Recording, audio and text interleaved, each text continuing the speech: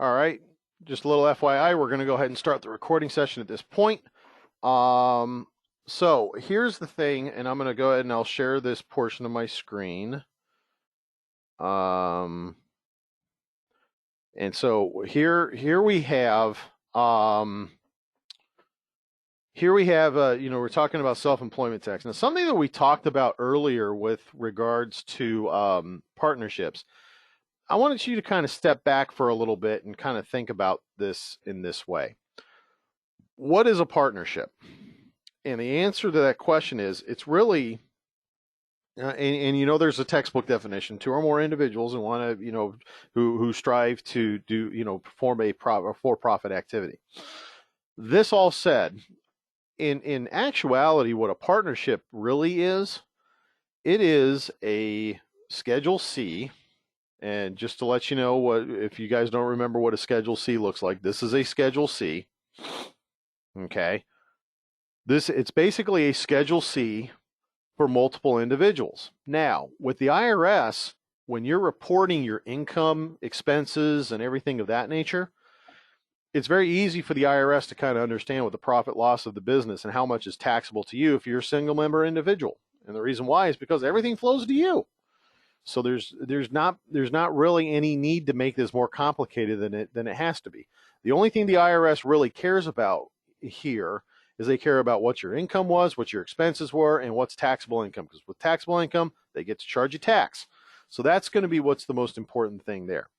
Now, if you take a look at it from Schedule, Schedule 1060, I'm sorry, Form 1065 has pretty much the exact same things. You take gross receipts and allowances, cost of goods sold, ordinary income and loss, and then other income. It's pretty much the exact same thing that you see here: gross receipts, cost of goods sold, other income. Those are the things. It's flowing exactly the same way in terms of how this goes. You see salaries, guaranteed payments to partners. Now, there's no guaranteed payments to partners in a Schedule C because there's no partners. So this is gone. That doesn't matter. But then you have repairs and maintenance. You have rent. You have licenses.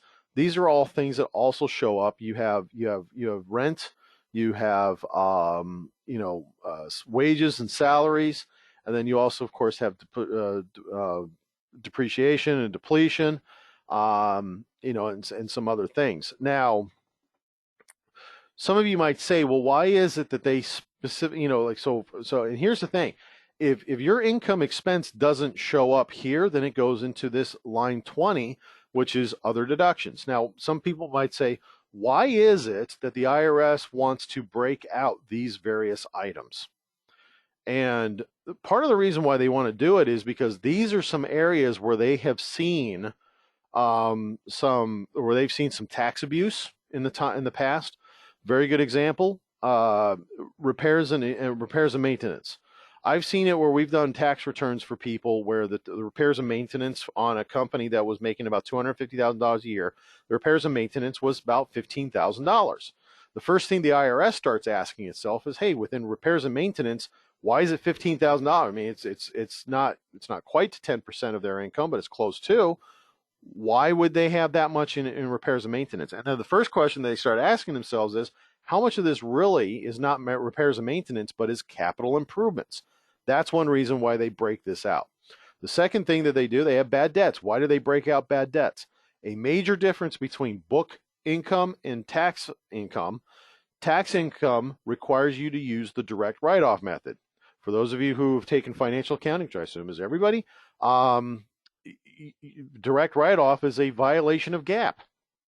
And so what ends up happening is that if you're taking, a very good example, if you're a cash basis taxpayer, so if this box is marked check and you're writing off bad debt expense, there's going to be some scrutiny put to that. Now, does that mean that bad debts can't happen when you're a cash basis taxpayer? Answer is no, it can still happen, but you have to start asking yourself, basically, with bad debts, you have to start asking yourself, what kind of bad debts are we talking about? And this is where, maybe you've loaned somebody some money and then you're not getting it back. That's kind of where you're going to start seeing some bad debts. Whereas traditionally, when we start thinking of bad debts on an entity level, it's, hey, I sent somebody a product, I put it into AR. In AR, they did not pay me, as a result of which I'm going to write it off. It's a bad debt expense. If you're a cash basis taxpayer, you can't write it off because there was never any income included because you didn't ever receive the cash. So that's kind of one reason why they break this out. Taxes and licenses, again, this is something that there's specific rules that you have to follow with tax and licenses, and therefore they want you to follow it. And if you don't follow it, they're gonna want to scrutinize that. Interest is another area. Now, one of the reasons why they like to have interest is they can trace interest payments from they can trace the interest payments basically from what you claim is to what other people are reporting to you. And so that's something that they do. And of course, now the other part about this is they just changed the tax law, which is limiting interest expense for large corporations. Now, for large companies. Now, if you are a small company, you can actually elect out of it under Code Section 163, subsection J, and then they'll let you, you can actually take the full interest deduction as a result of that. Now, we also have depreciation. One of the reasons why they do separate out depreciation is because there's a form that's supposed to be attached to this. They want to make sure that whatever you put on here matches the form. Not so much a problem today, because obviously if you put it on, if you fill out your tax return form correctly in your tax software, it's going to automatically deposit the numbers where they're supposed to be, and they should all add up. But again, it is kind of important to be able to follow it. Now, you might say less depreciation reported on Form 125-A. 1125-A is basically the cost of goods depreciation. So there may be some depreciation. I mean, the cost of goods is expense. But there could be some depreciation reported on the cost of goods. Generally speaking, and I used to work on various different types of companies when I worked at some of the bigger firms. We didn't report too much depreciation in the cost of goods sold, but sometimes there are times where it did make sense. Maybe some of the machinery that you're using is directly related to that, and so maybe that's what they're going to end up doing with it. So it can be reported on there. 9 times out of 10, though, most of my clients were always reporting it on 16A. Now then you have the retirement plans, which of course, if you're doing, if you're paying for retirement plans, that should tie to a number that the IRS can look up and at least verify. So that's one reason why they bifurcate that out. Now, when you get past all of this and we start looking at Schedule K, you'll notice that Schedule K, none of these items that are on Schedule K are on Schedule C. And you might say, well, wait a minute, hold on a second. Aren't these business expenses that take place? And the answer is, well, yes, it does. But if you think about it from this perspective, everything that goes on Schedule C, which also goes on Schedule 1065, is always going to be on page 1. Schedule K is going to have those specifically stated items that have to be separated out. And so you've got things like long-term capital gains and losses. We don't have long-term capital gains and losses on Schedule C. Why? Because it's not going on Schedule C. It's supposed to go on Schedule D. So they have to have that separated out in order to be able to do that. Now, of course, as we talked about in our last class, the amount that goes on Schedule K here in the aggregate gets reported here, and then individually to the partners themselves, it gets reported here on Schedule K1. Schedule K1 will actually have all of these different items broken out by partnership. Now, of course, the way that it normally is going to get done is that you're going to have your profit-loss ratios. And normally profit and loss ratios are going to be the same. There are certain times where you may not want to do it that way. We can talk about some of those reasons why they may not do it. Obviously, the capital will oftentimes be different than the profit ratio if you have a situation where one partner's all the money and one partner's all the brains. Then we need to make sure that gets taken care of there. And then you have here, like I said, your ordinary business loss, income loss. This would be your Schedule C equivalent number. And that number is going to be your portion of whatever would be on Schedule C, line 31, if we were going to take a Schedule C and break it out by partnership. Now, these other items, which are separately stated, then of course get brought together, all together. And then then what happens is that you'll go to your tax return software, and you can actually physically enter in all of these items by the box. Now, some tax return processing systems are better at it than others. I'll be honest, I love my UltraTax. A little ticked off with the company right now, but I am very happy with UltraTax as a whole. So we can actually get a lot of that stuff to kind of match up to what it needs to in order for that to happen. But let's see here.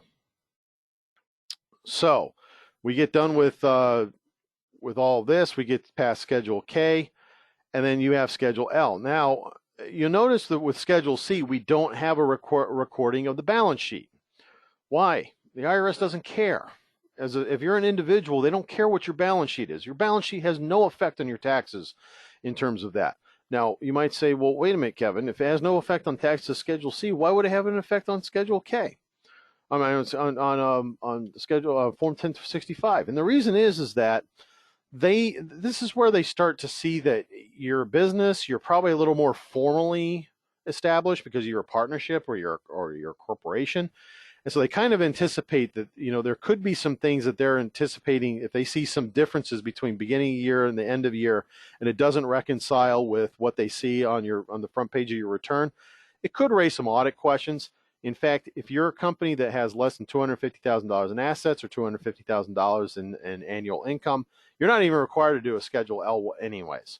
And usually with our clients, we tend not to do that for our clients if we come to the realization that if we don't have to report to the IRS, we're not going to report it to them.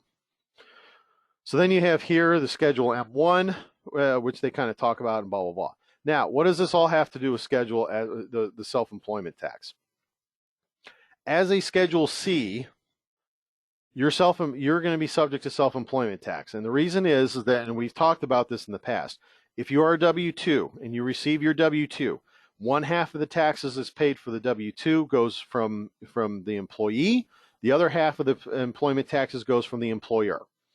If you're self-employed, the IRS never goes without, and as a result of which, you will be paying both halves of that self-employment tax. Well, with the W-2, it gets collected throughout the year, and then it gets remitted to the IRS through the payroll system using tax forms 941. That doesn't happen when you're a self-employed individual. So they have to collect the tax on your tax return. And that's why when you fill out a Schedule C with an activity that is subject to self-employment tax, you will also fill out this Schedule SE.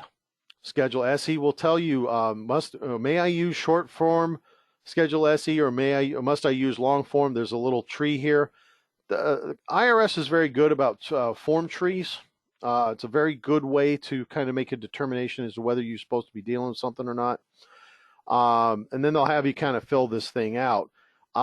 Generally speaking, if your entire net income is, after multiplying it by this 92.35 number, if it is less than $400, you don't owe any self-employment tax whatsoever. That's important to know. And you have to understand, just because you have a Schedule C does mean that you have to follow a Schedule SE, but just because you have, the Schedule C is not the only reason why you're going to file an SE. You're also going to file an SE if you have a partner who has partnership income that is subject to self-employment tax. And so this form actually has to be done in order to kind of figure everything out. And so what will end up happening here is you won't actually fill this out. The tax form will probably fill it out for you.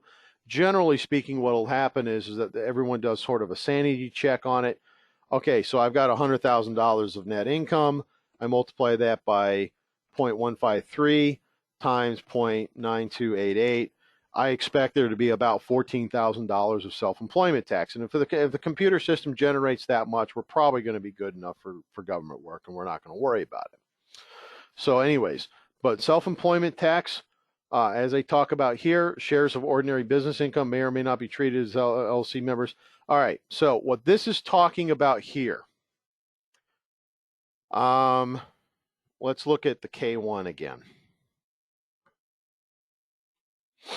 You see Form K1.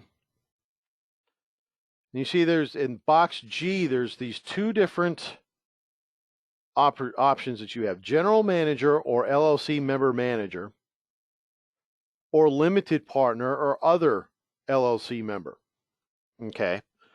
Generally speaking, your LLC members who are general members are going to be subject to self-employment tax, and your limited members are not going to be subject to self-employment tax. Now, there's a big debate that's been happening in the LLC community, not LLC community, but in the tax community about LLCs. If you are an LLC member and you're not a general member, does that mean that you're subject to self-employment tax? And I think that the answer is it depends on what you do on a day-to-day basis. So say, for example, 4 of us decide to form an LLC, myself and 3 others. I'm the general member. I'm the guy who runs the business. And we'll say it's a tax practice just for yucks and giggles. So we form a tax practice. I've got 3 other partners. They come in, they do work every single day to prepare tax returns and get stuff out. My personal opinion, they're self-employment as tax eligible individuals because they're coming in, they're doing work all the time. If my 3 partners are nothing but money people, then what ends up happening is they're limited. I don't see any reason why they're going to be subject to the self-employment tax. Now, if you are preparing an individual's tax return, you're wondering, is the person subject to self-employment tax or not? You're going to want to look at box 14. Box 14, and here, I'll try to zoom this in here real quick. Let's see if I can do that real fast. Yeah, so let's do that. So I bring you into box 14. Let's see if I can get out of this. All right, whoops. Well, just had it. All right, so box 14, self-employment earnings.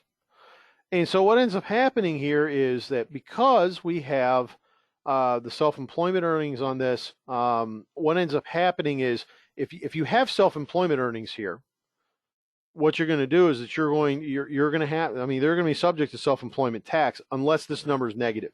The number is negative. This is actually going to be a deduction from total self-employment income in order to figure that out. If you take a look at this Schedule SE that's here, this is going to take a look at all of your total self-employment income. You may be in, I have one client who is a partner in 6 hotels. All of those hotels are subject to self-employment tax. 3 of the hotels do really well. 3 of the hotels do moderately well. In this year, we had actually one who had massive loss last year because they had to do some renovations after they found some stuff in the building that they needed to get rid of. And so they got to write that loss off against their income. It actually turned out to be a good tax year for them this year. Of course, they lost a lot of business. They'd rather not lose the business, but they did. And so we had to write it off. But that all said, it allows you to actually do that. You're not going to do this on an activity by activity basis. And so we'll that's kind of how that happens. So you have shares of ordinary business income are always treated as self-employment by general partners. Yeah, I would say yes, but here's the thing. The definition of a general partner is somebody who has unlimited liability in the entity. LLCs, by definition, nobody has unlimited liability. As long as the LLC is maintained, you don't have it. So self-employment income is not necessarily going to happen just by the general partners. You're also going to have, you have to look at what the partner is doing for the activity. And the question of the day, the thing that I've always asked myself, if that partner were to take their section of business and go off and do the exact same thing on their own, would they be subject to self-employment tax? And if the answer is yes, you got it.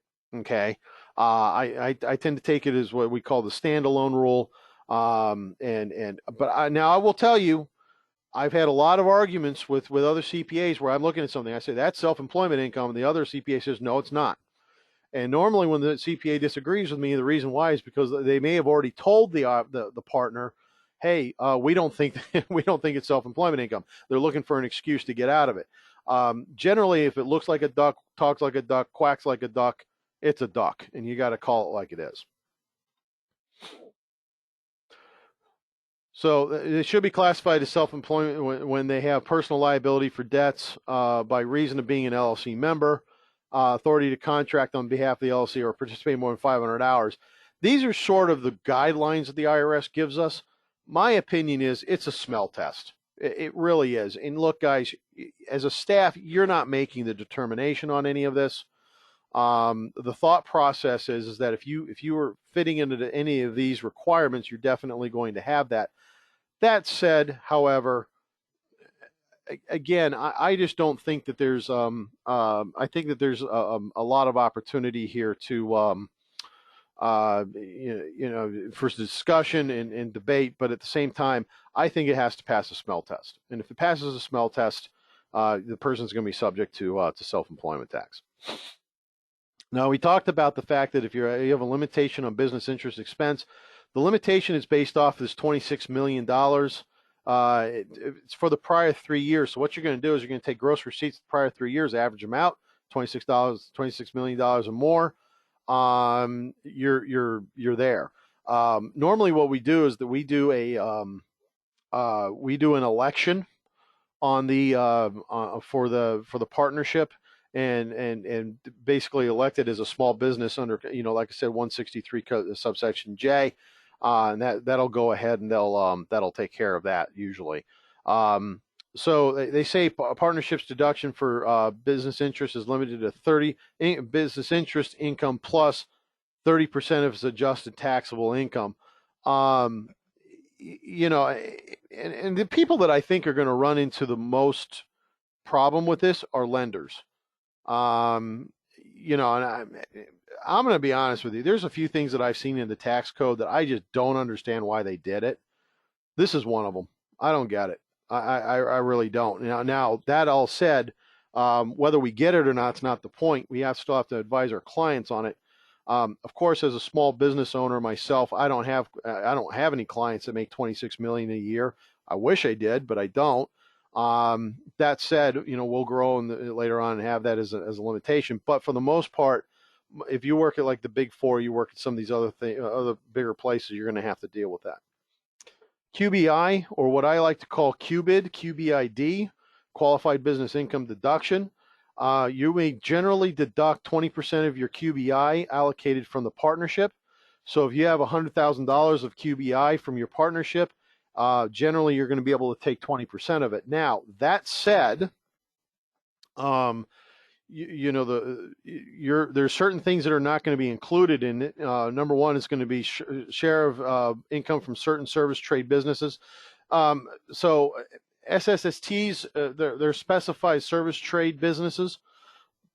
Basically, what an SSST is, a very good example of SSST is an accounting firm, lawyers, doctors, architects, things of that nature. So if you run a firm where the owner's own intellect is usually the primary source of income, they're going to say that that's a specified industry.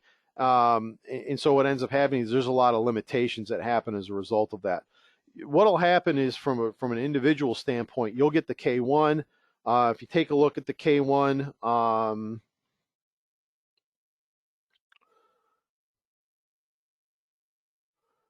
you'll see on, well, I thought it was here. Yeah, I did. Okay, good. Okay, so you'll look at K1 here, and it's box 20. So box 20 right here, what'll happen is that you'll see some information that you'll have to plug in. For the most part, you don't have to worry too much about it unless you're the actual person preparing the partnership return, at which point you definitely want to make sure that you're following that. But in generally what happens is that if your business income is less than, I think it's around 430,000. I haven't dealt with the numbers specifically this year that much. Most of my people, they know it if they got it, and if they don't, they don't.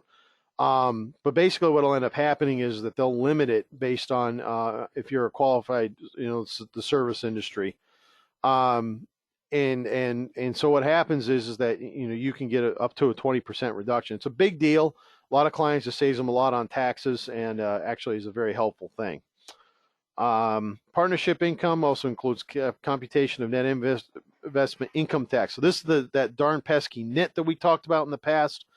The individual shares of interest, dividends, annuities run. So there is going to be some NIT tax computations with that.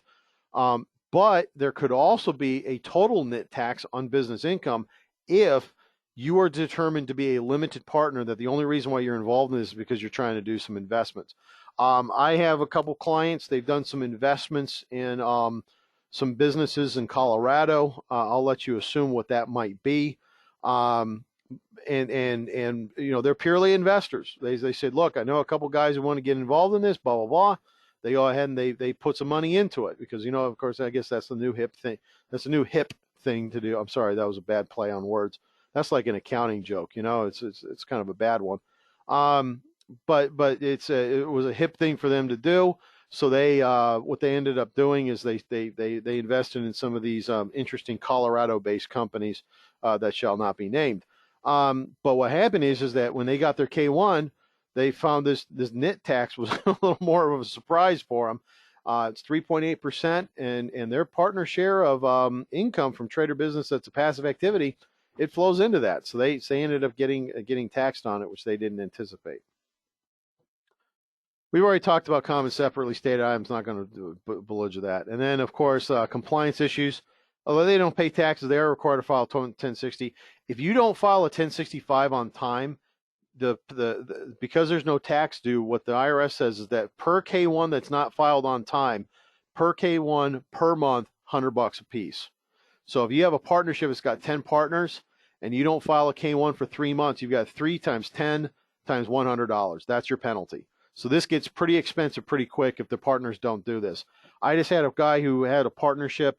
I asked them if they want us to do their return, never answered. And then all of a sudden, out of the blue, they said, in the following year, which was this year, they said, yeah, we want you to do our partnership for last year and this year. Went ahead, did the calculation for it, sent everything off. They've, you know, they're going to get hit with $1,200 worth of penalties. I'm sorry, $2,400 worth of penalties because they didn't file on time. And you know, it is what it is. Nothing I can do. So, you know, we need to make sure that we at least tell our clients, look, this is what's going to happen. And you guys need to figure that out. So partners make the following adjustment. Okay, so this is where we kind of talk about the basis issues.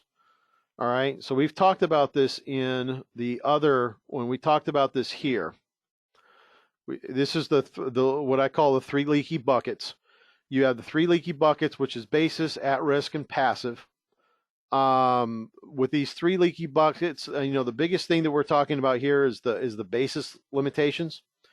And so when we're calculating the basis, what's going to end up happening is that it's going to be basically what you're going to do is that you're going to increase and decrease it based on certain activities. So obviously, if I increase my cash contribution to the partnership, I get an increase in basis. If I decrease my cash contribution, meaning I take a distribution, that decreases my basis. You'll also increase your partner share, your basis for ordinary income that they've already been taxed on, and any separately stated items and gains and tax-exempt income. Yes, you do get an increase in basis for tax-exempt income. That's key thing to note, because I've had some heated discussions with some people who thought because it's tax-exempt income, there's no increase in basis. The fact of the matter is, folks, the IRS had an opportunity to tax it. They decided not to, so you're not going to be penalized for it. It's kind of the way I look at it.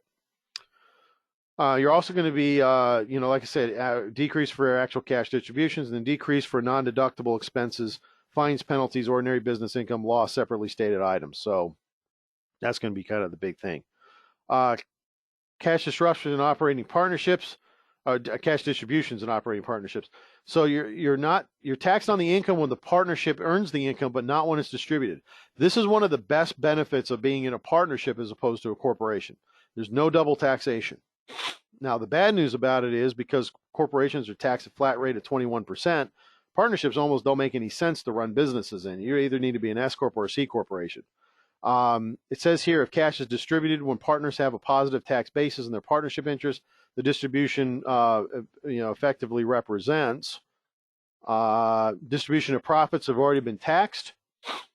If you have already distributed all that, in other words, if this basis number that you've calculated, the basis number, the limitation number, has already been fully distributed, then actually, hold on a second. Let me back up on that. So the first thing that's going to happen is that you're going to have your income that's going to be distributed. Once all that's been distributed, then you're going to have a return of capital that was previously contributed to the partnership. The tax effect of both of these things is nil. There is no tax effect. You don't get taxed on profits that are already being distributed once they've been taxed. It's tax once, tax at the source, as Steve Jobs used to say when he was running for president back in 2000. Tax once, tax at the source. Again, then you return the capital previously contributed by the partnership. Again, we always talk about, basis given is basis received. Basis given is basis received. Basis taken is basis reduced. I mean, we don't normally use that phrase very much, but it is a good phrase to use. Basis taken is basis reduced. So that's kind of the thing that needs to happen if you're going to be taking that. And then you also have distribution of cash the partnership is borrowed, or some combination of the three. Basically, what happens is, and a good way to kind of illustrate this. Imagine you and I form a partnership. Both of us contribute $100,000. So we have $200,000 in our partnership. We go to the bank and we say, we're going to borrow $800,000. They say, okay, that's fine. That makes sense to us. But then I come to you and I say, look, can I take $300,000 out so I can go pay some bills that I need to? What's going to end up happening is that I've only contributed $100,000. I take out $300,000. That $200,000 that's left over is going to be a distribution in excess of basis. And that is actually a taxable event. That's taxed at the capital gains rate, depending on how long you've owned the partnership. So in my example, if we all did this within 1 year, I would be taxed as ordinary income. And that's a very significant thing to think about if you think about it. Generally, like with Schedule Cs, we don't have to worry about this. And this is part of the reason why the IRS wants to look at the balance sheet. They want to see how the transactions are taking place and see if there's any distributions in excess of basis that they have to kind of come and do a calculation on. Then you have cash distributions deemed or actual in excess of the partner's basis are generally taxed as capital gains. We just said that. Loss limitations. All right, so we've already talked about this. I'll just kind of go over this a little bit again. Again, basis limitations are the first things that you have to get past. Once you go to the basis limitations, then you have to go to the at-risk limitations, and then you have the passive limitations where loss is allowed. And they kind of say that here. Now, they also talk about excessive business loss limitations. This is a new rule as a result of the new tax code. Essentially, what's happened is that if you have excessive losses, they're not going to let you take all of that on your tax return, but they're going to carry it forward to the next year so that it can go against other income. So, and we already talked about this. Partner basis represents the amount partner has invested in the company. Partners may not utilize partnership losses in excess of their outside base of their company. And this brings out an interesting term. There's outside basis and inside basis. Inside basis is generally basis that the partnership as a whole has. Very good example, if there's, when you take the aggregate of all the assets that the partnership has, generally that's going to get you to your basis inside the partnership. Outside basis is the basis that the actual partner has in their own entity. Their own interest in the entity.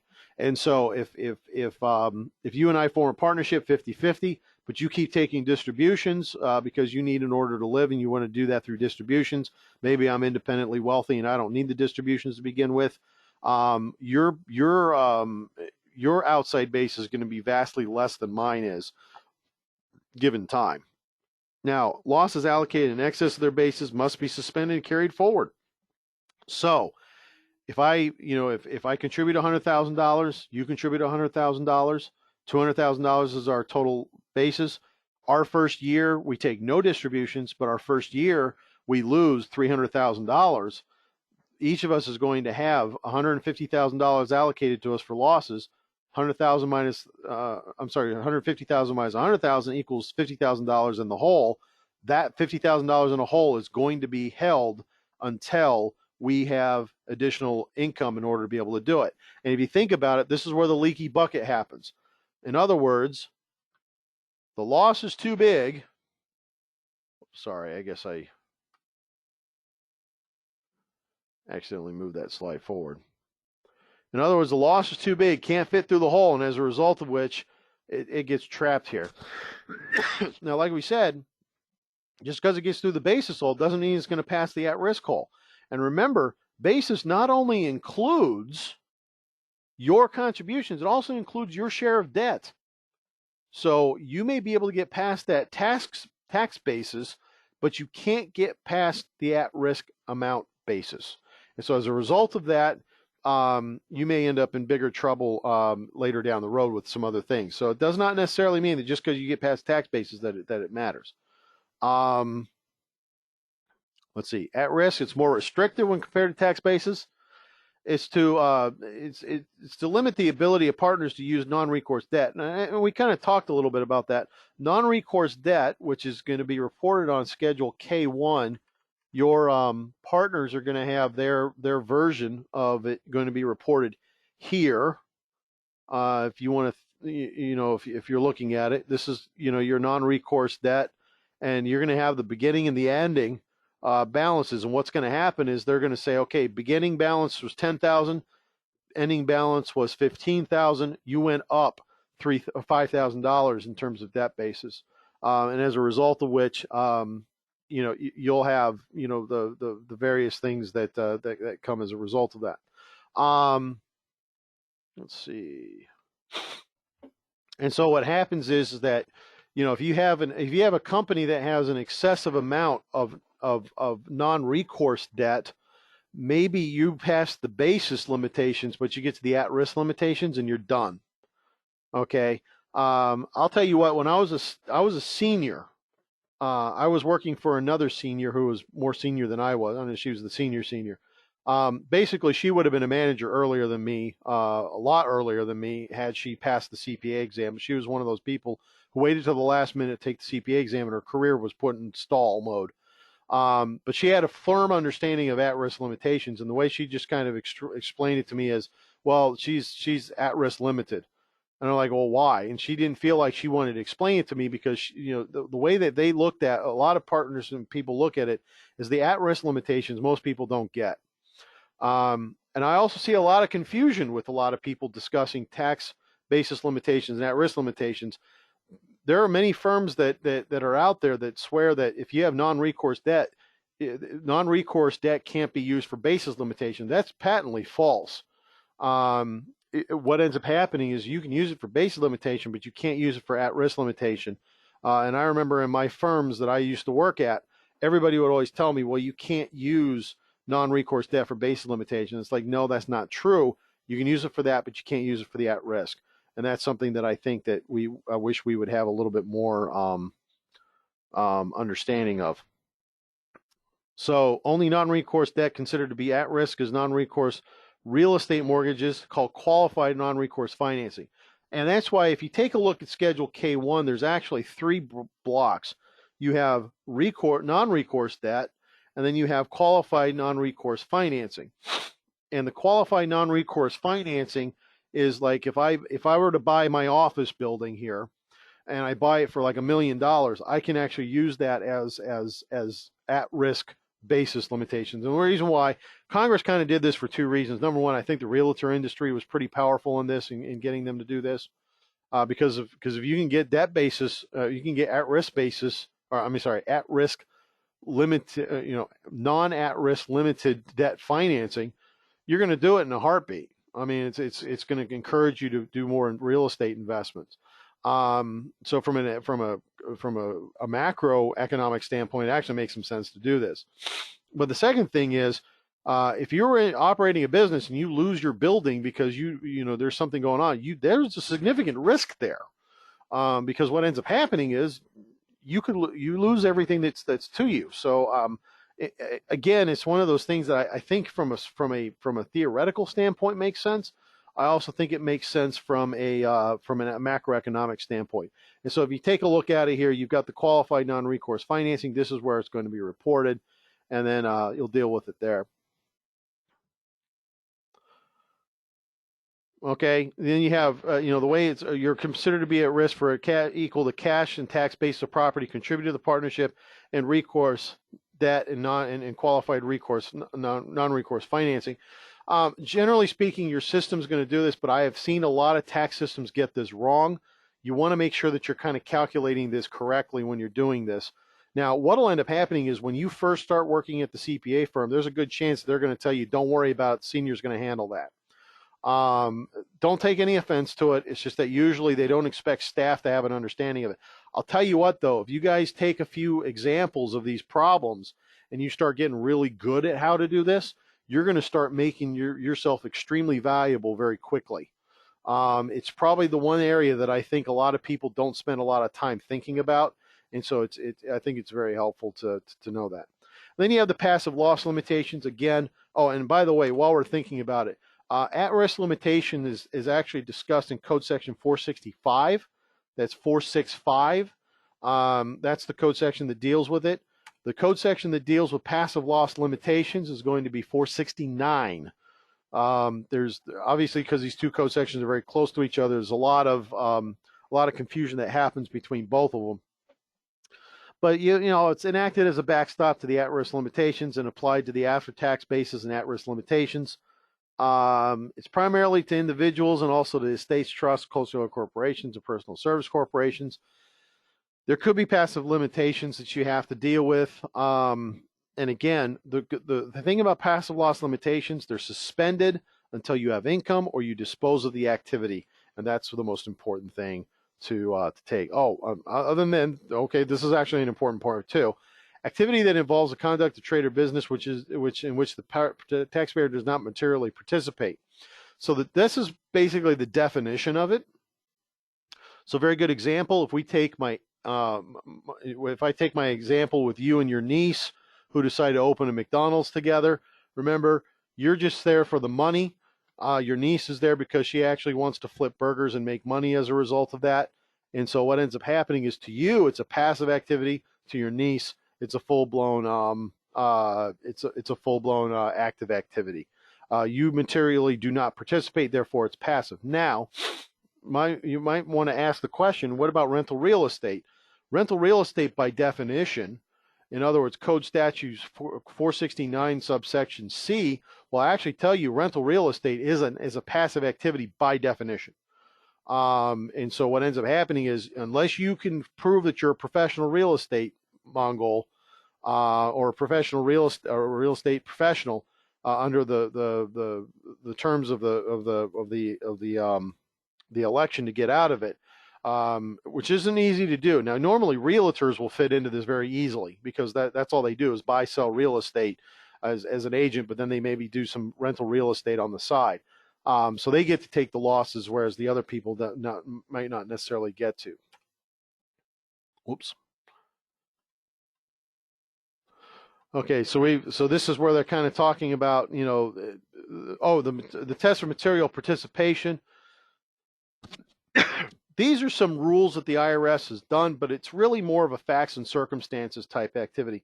Most people are not going to write down how many hours they spend in an activity. 500 hours during the year, right? Who's going to write all that stuff down?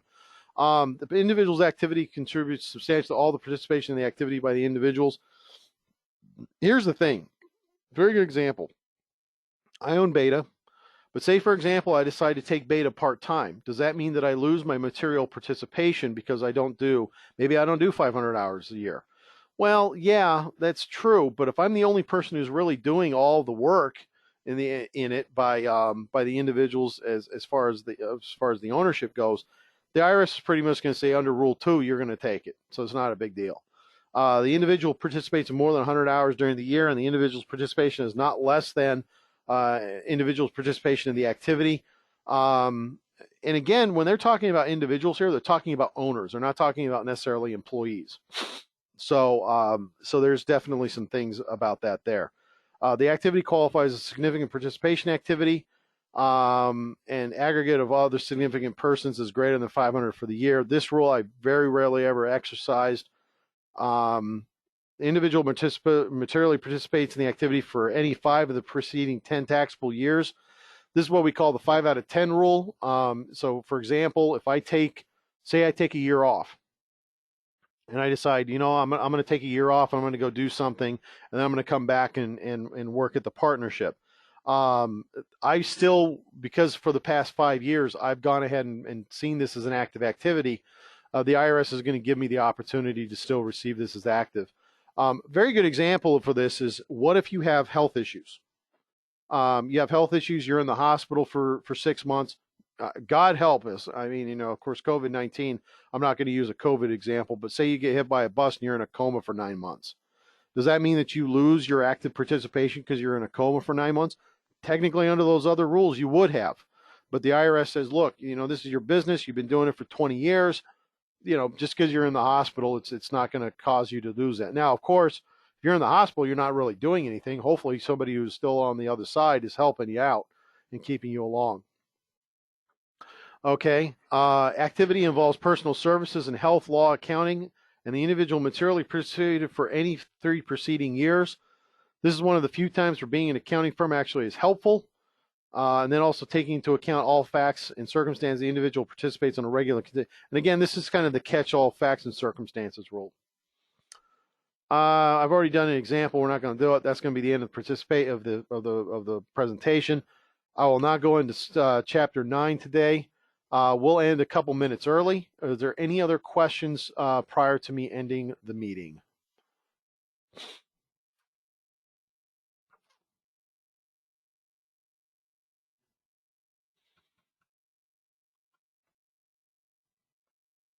All right. Seeing none, if you have to reach out to me, go ahead and either call me at my office or send me an email first before you call me at the office. I've had when I see some weird numbers coming up, I'm not even answering the phone. But if you can do me a favor and reach out, I'd appreciate it. Thank you very much.